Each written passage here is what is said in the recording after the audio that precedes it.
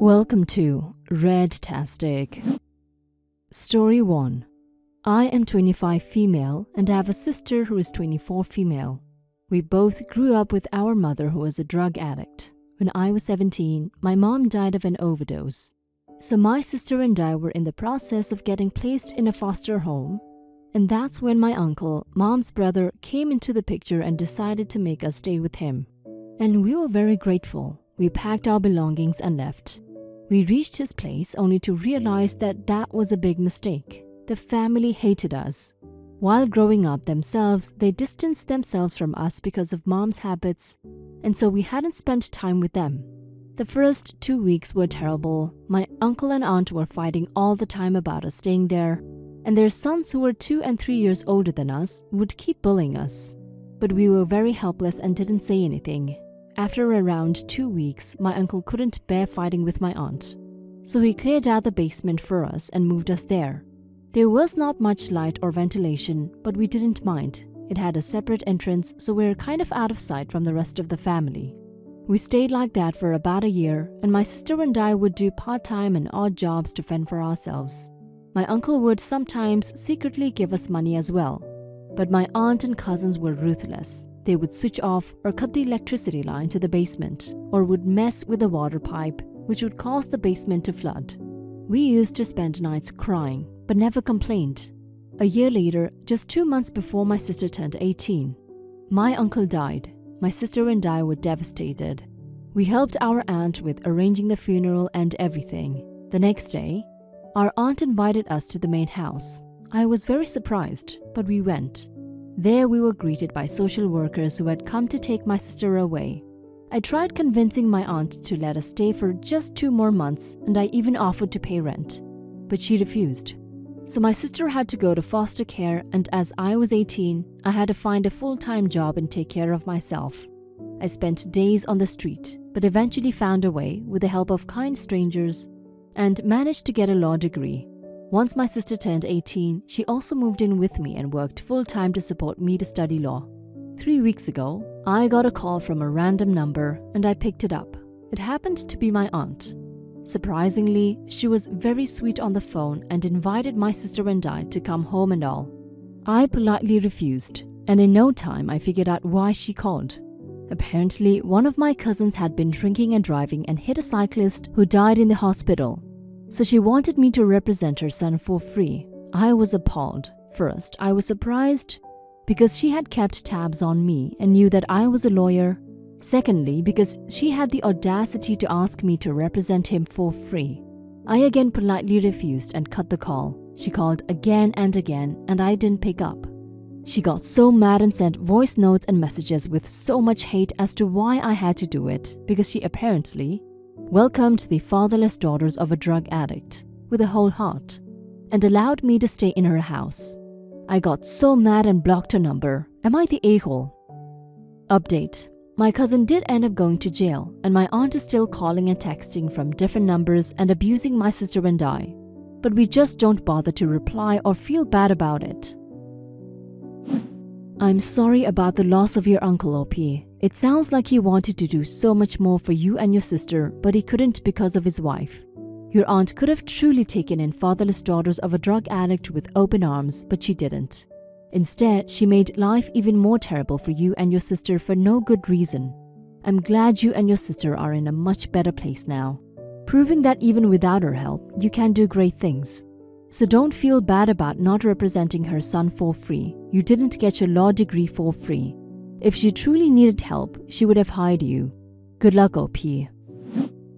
Story 2. I was recently diagnosed with celiac disease by my doctor, which means eating gluten isn't the most fun thing for me. Before this diagnosis, I had a birthday cake purchase marked down with my friend for next month. I recently phoned her to explain my situation and asked if we could make it gluten-free, and that I would of course pay extra if need be.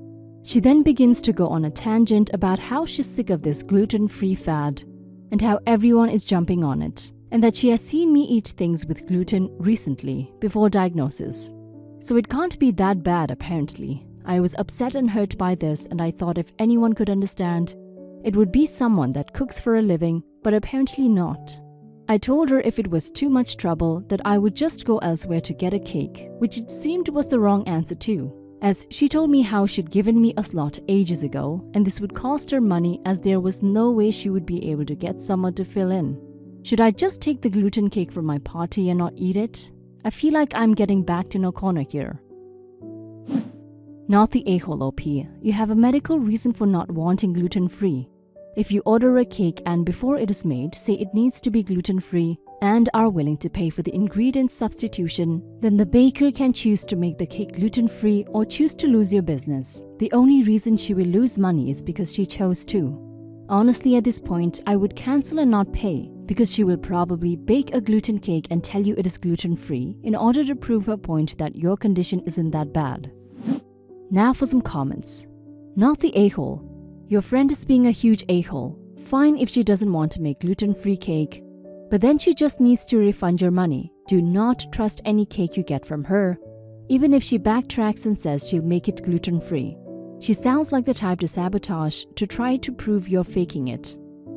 Not the a-hole at all, and though your friend is definitely more than a bit of an a-hole for their reaction, I sadly understand where she gets it from, as the gluten-free craze is definitely a fad thing, and there are those who don't have celiac disease trumping it up.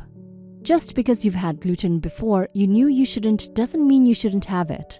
And it's not like she gets to watch you suffer on the toilet after having said gluten. Like others are saying, I wouldn't trust anything she serves you at this point. Not the a-hole. Honestly, ask her what her deposit is, pay it and walk away, and frankly consider her not really a friend at all. And no, do not just take the gluten cake and eat it. There's a reason that you've been advised to stay away from gluten. You're not doing this gluten-free fad. For you, this is a serious illness. This will continue to cause problems with this friend if you just take the cake from her. She will continue to ignore your illness. She will harangue you in the future. Stick to your treatment. By the way, if you don't pay her, you're not the a-hole either. A month's time is plenty of notice. You are not obligated to pay her a penny. Story 3. I, 25 female, am currently 28 weeks pregnant. I was dating the father, but we broke up for various reasons, and he has chosen not to be in the baby's life. I'm doing the best I can to get by. I currently live with my parents, paying them rent and working. My older brother, 27 male, got married last year, and I don't exactly get along with my sister-in-law, but not for lack of trying. When I announced my pregnancy, none of my family was exactly thrilled, but they rallied around me and were supportive. My sister-in-law has made comments like, "Are you sure you're ready?" And "I would have gotten an abortion." The first didn't bother me so much, but the second sort of did. I ended up just writing it off as we all have different reactions to an unplanned pregnancy. Recently, my mom was FaceTiming with my brother and sister-in-law as she made dinner. I was in the living room and could hear the conversation but wasn't paying attention until I heard my mom mention something about the baby. Then my sister-in-law said, "It's not fair," and my mom asked what's not. And my sister-in-law said that she's giving the family the first grandchild before us. We are married, it should have been us. She stole our spotlight. Now, I had talked to my brother when I got pregnant about him and sister-in-law having kids. They said they weren't ready for another few years, and that tracked with what sister-in-law has said about wanting to be in her 30s before she has kids. So it's not like they're trying and can't. She's just mad that I got pregnant before they wanted to. This hurt. My mom defended me, my brother didn't. He was quiet. I told my mom I overheard and she told my brother. He tried reaching out to defend sister-in-law, but all he said was I had to see why she would want to have the first grandbaby. I just said until she apologizes and he learns to stick up for his sister, I'm not speaking to either of them.